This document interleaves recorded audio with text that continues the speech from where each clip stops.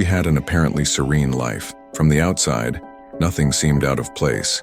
Her job was in order, her relationship stable, her routine predictable. But inside, there was a thick, ancient silence, almost mineral, a kind of silence that isn't born from peace, but from absence.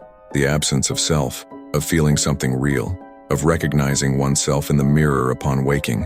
It was like being present in every scene of her own life, but without actually inhabiting any of them. A busy body, an efficient mind, an absent soul, and when the world praised her strength, she smiled, not quite sure whether it was strength or anesthesia. Some call it tiredness, but there is a kind of exhaustion that sleep doesn't cure, a depletion that doesn't come from activity but from disconnection. You do, deliver, survive, but you don't feel, and that is the cruelest kind of emptiness, the one that arises not from a lack of things, but from a lack of presence. Functional life becomes the perfect disguise. You learn to perform, to be productive, pleasant, resilient, but you pay an invisible price, your emotional truth, because in order to function, you had to amputate yourself, had to hide parts of you that didn't fit the role. And the more you hide, the more you fade. The further you drift from knowing what you really feel, what you truly want, who you really are, not because you lost it, but because you silenced it so deeply you stopped listening. And when the silence becomes too deep, it starts to resemble peace, but it's not. It's absence. Absence of anger, of joy, of fear, of desire. An absence that puts everything to sleep, even pain. Because pain, when felt, disturbs, but when ignored, it turns into emptiness. You don't feel anything, because you feel everything all the time. And since you don't know where to start, you'd rather stay quiet. And since silence works, you keep going. Until one day the body starts to scream what the soul had been suffocating. And then, maybe it's too late, or maybe it's the beginning of a more honest listening, of an uncomfortable yet truthful closeness, of a reunion with what you swore no longer hurt, but never really stopped hurting. The discomfort of getting to know yourself starts like this, with an emptiness that isn't just tiredness, it's absence, with a pain that isn't just sadness, but internal exile, and with a whisper that says, maybe it's time to return, not to what once was, but to who you've always been before you forgot. There's a subtle mistake nearly everyone makes when approaching their own pain, imagining it as an enemy to be defeated. That anger, fear, envy, sadness are character flaws, internal monsters that must be exorcised so that the light can finally shine. But Carl Jung used to say that the shadow, that part of us we hide, deny, forget, is not evil itself. It is only what was rejected, and what was rejected never stopped living inside us. It merely stopped being seen. The shadow is like a forgotten child in the basement. It doesn't want revenge. It doesn't want to destroy your life. It just wants to be heard. And every time you feel unexplained anger, disproportionate sadness, an inner resistance you can't name, perhaps it's that child knocking on the door, asking for attention, asking for reconnection. Contained anger, more often than not, doesn't want to harm. It wants to protect something inside you that was hurt long ago, when no one listened, when feeling was dangerous, when crying was a sign of weakness, when asking was considered inconvenient. You learned to be silent, and your shadow learned to scream. But since no one taught you how to listen to it, you began projecting it onto others. You reject in them what you fear most in yourself. The selfishness of others, their coldness, their instability, are often reflections of what you haven't yet been able to accept in yourself. And that's where the mistake deepens. You try to overcome the shadow, control it, eliminate it, as if it were possible to amputate a part of your soul without becoming less whole. But transformation doesn't come from defeating. It comes from integrating, from looking it in the eye, from saying, I know you're there, and I'm ready to hear what you have to tell me. Because every shadow carries a story, a moment when you had to defend yourself, to hide, to harden, and as painful as that story may be, it's still yours. And if you don't listen to it, it will keep asking for your attention, through relationships, through your body, through the silent anxiety that refuses to go away. The shadow is not a monster, it's a request, a calling, a chance to become whole, not by eliminating pain, but by recognizing that in it lives the part of you still waiting to be welcomed. For years, you worked hard to seem fine, to be pleasant, admirable, acceptable, and little by little, you shaped yourself until you became confused with your own mask. You learned that to be loved was to be predictable, that to be respected was to never show flaws, that to be accepted required a version of yourself that didn't bother anyone. But what you called strength was disguised fear. Fear of rejection, fear of abandonment, fear of revealing a part of yourself that might not be so beautiful, so stable, so easy to like. And that's how the persona was born, this social character that represents who you wish you were, or who others need you to be. The problem is that the persona doesn't feel, it only performs. It smiles when it's sad, agrees when it's uncertain, supports when it wants to scream, and gradually, it distances itself from everything spontaneous, alive, contradictory. There is an invisible cost to maintaining this image, the exhaustion of never contradicting yourself, of never changing your mind, of never making mistakes, because any failure threatens the perfection you built as a shield. And the more spiritualized the persona becomes, the more dangerous it gets, because it disguises itself as virtue. It drains you with the pressure of always being calm, always understanding, always above your own conflicts, as if pain were a sign of regression, as if suffering didn't belong to someone seeking truth. But no one is light all the time, and when your need to be good prevents you from being real, you disconnect, not from your essence, and because that never disappears, but from the courage to inhabit it. One day the mask begins to weigh. It tightens, it cracks. And what leaks through the cracks is not weakness, it's truth. There is nothing more human than failing, than changing, than not knowing, than feeling anger, doubt, sadness. It's in this imperfection that freedom resides, the freedom to be whole, even when you are not admirable. Because the price of being loved for who you're not is never feeling truly loved. There's a kind of silence that doesn't soothe, it suffocates. A kind of stillness that doesn't come from presence, but from fear. And it's easy to mistake that silence for peace. It's easy to fool yourself when you've learned to confuse avoidance with transcendence. Sometimes the spirituality we cultivate is not a bridge, but a hiding place.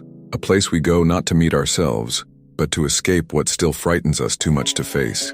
It's when the desire to be enlightened masks the terror of being imperfect, when the search for elevation conceals the panic of feeling anger, envy, neediness, as if pain were a flaw, as if admitting an inner conflict were proof of failure, not of humanity. And then the ego dresses as a master. It adopts soft language, a calm gaze, a neutral posture, but all of it sustained by a single intention, not to come into contact with what hurts. Not all silence is wisdom. Sometimes it's trauma turned into dogma, repression disguised as purity, a body that learned how to meditate, but forgot how to feel.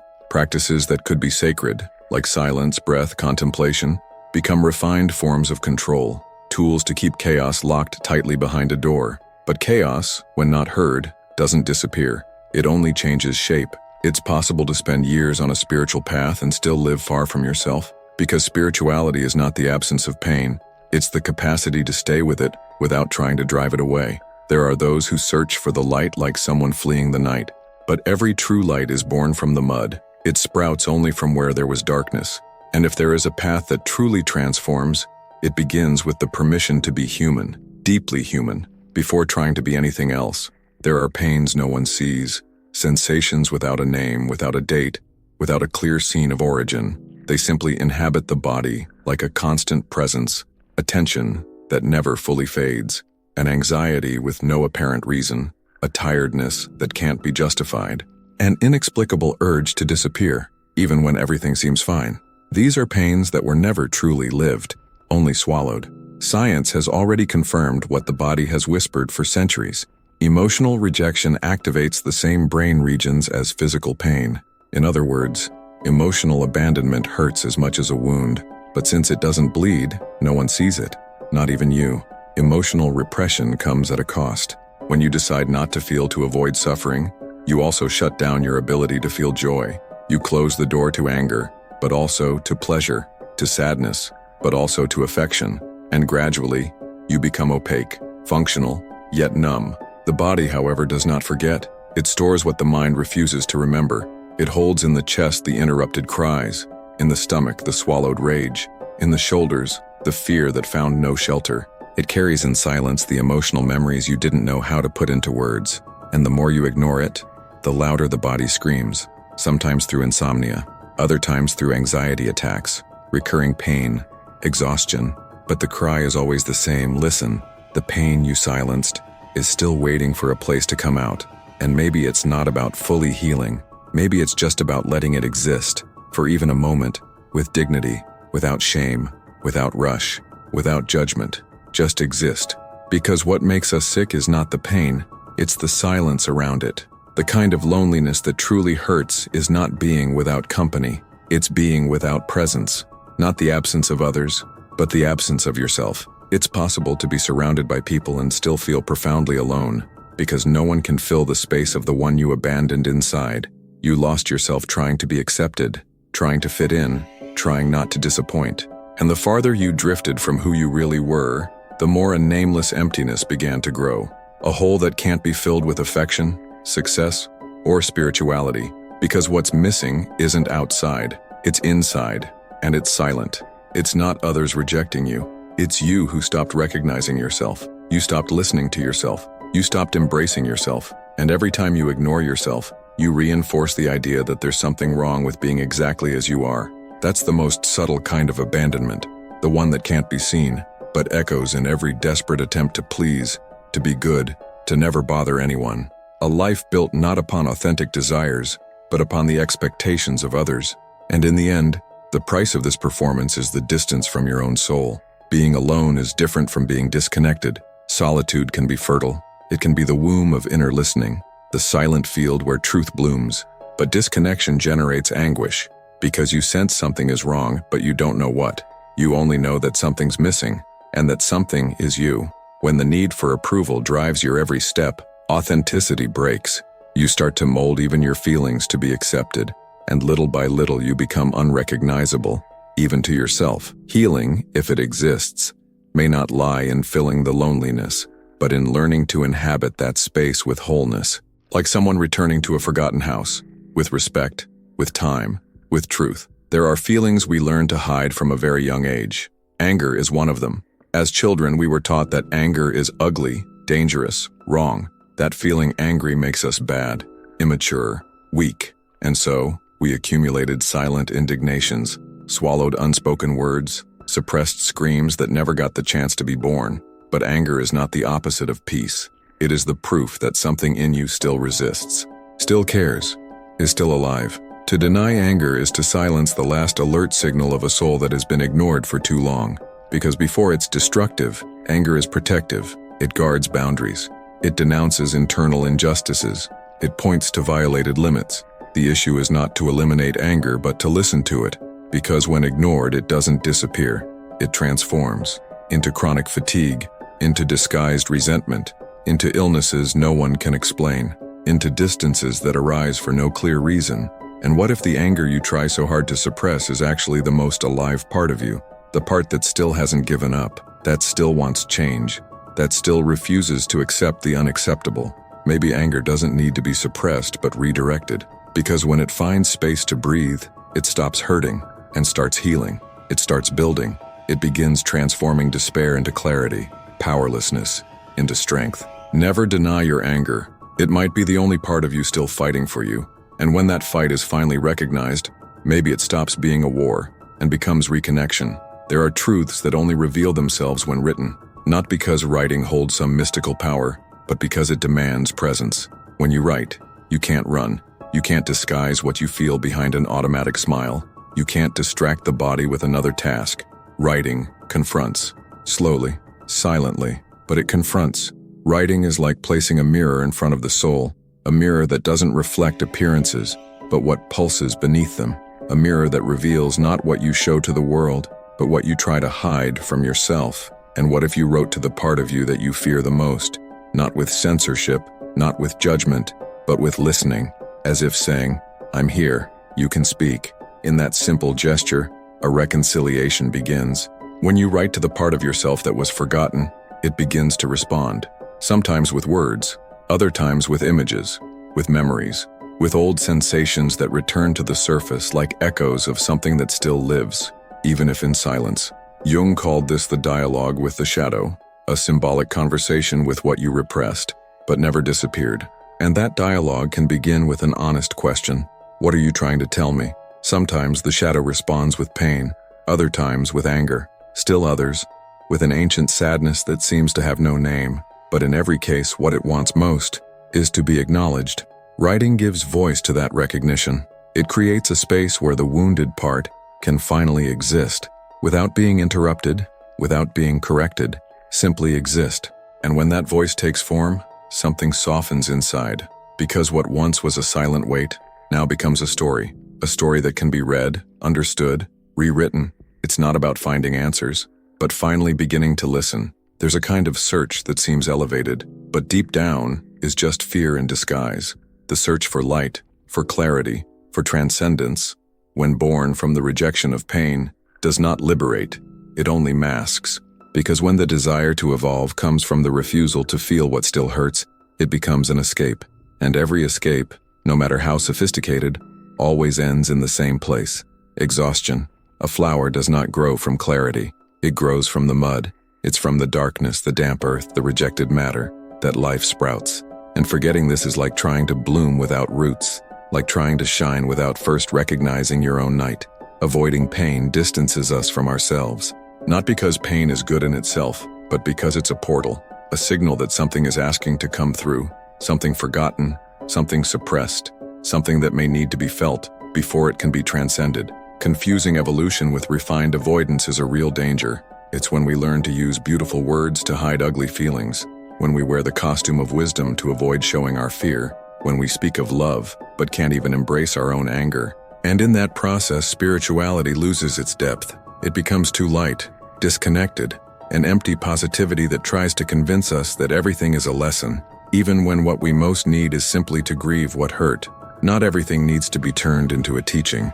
Some experiences simply need to be felt, truthfully, without haste, without a script, without the obligation to become beautiful. Because healing is not in the light you seek, but in the darkness you're able to embrace, without running. There is a kind of silence that only emerges when all attempts at control fail, when there are no more arguments, no more excuses, no more possible distractions. A silence that is not empty, but present, naked presence, unarmed, real. This silence does not arrive through effort. It appears when you stop trying to improve yourself as if you were fixing a defect, when you stop running toward an idealized version of peace and begin to listen to what chaos has to say. Because peace doesn't come when everything is resolved. It comes when you surrender to what is, when you stop fighting against sadness, when you stop apologizing for your own intensity, when finally you accept that being whole also means being imperfect. And in that instant, something loosens inside. The knot that held you to the expectation of being someone else, calmer, stronger, more ready, starts to unravel, and you realize you no longer need to hide. You no longer need to pretend that everything's fine, because in some strange way, it is fine, even when it isn't. The lightness you were seeking out there was perhaps just waiting for this gesture, the gesture of no longer running. There's a strange relief in finally allowing yourself to feel what you've avoided for so long, as if a part of you, the one you thought needed healing, only wanted to be recognized, and the silence that remains after that is no longer the same as before. It's an inhabited silence, not of answers, not of certainties, but of presence. And sometimes that's all the soul ever needed. In the end, maybe what frightens us most about the shadow isn't its darkness, but how much it looks like us, like who we were before we learned to hide, before we decided that feeling too much was a problem, before we convinced ourselves that we could only be loved if we were easy, light, balanced. The shadow holds what you exiled, but not with resentment, with longing. It doesn't want to hurt you. It wants to give back what you left behind. Your spontaneity, your courage to make mistakes, your right to feel, your freedom not to know. Listening to what you've been trying to silence may be the only real way back, not to a better self, stronger, wiser, more evolved, but to a whole self, flawed, yes, but also full of truth. Because individuation, that central concept in Jung's work, is not a spiritual trophy. It's an intimate process of return, a reunion with everything you fragmented to survive. And in that return, pain doesn't disappear, but it changes function. It stops being an enemy and becomes a guide. Your pain is real, but it's also revealing. It's not the end. It's the beginning of a deeper listening. A listening that doesn't judge, doesn't fix, doesn't try to correct, just recognizes. You no longer need to be perfect. You only need to be whole. And if there's still fear, that's okay. Walking toward your own shadow is always frightening at first, but it's there in that dark space you've avoided for so long that perhaps the most authentic part of your existence lives. And what if your healing doesn't lie in escaping the pain, but in remembering who you were before you had to protect yourself from it. And what if your healing doesn't lie in escaping the pain, but in remembering who you were before you had to protect yourself from it?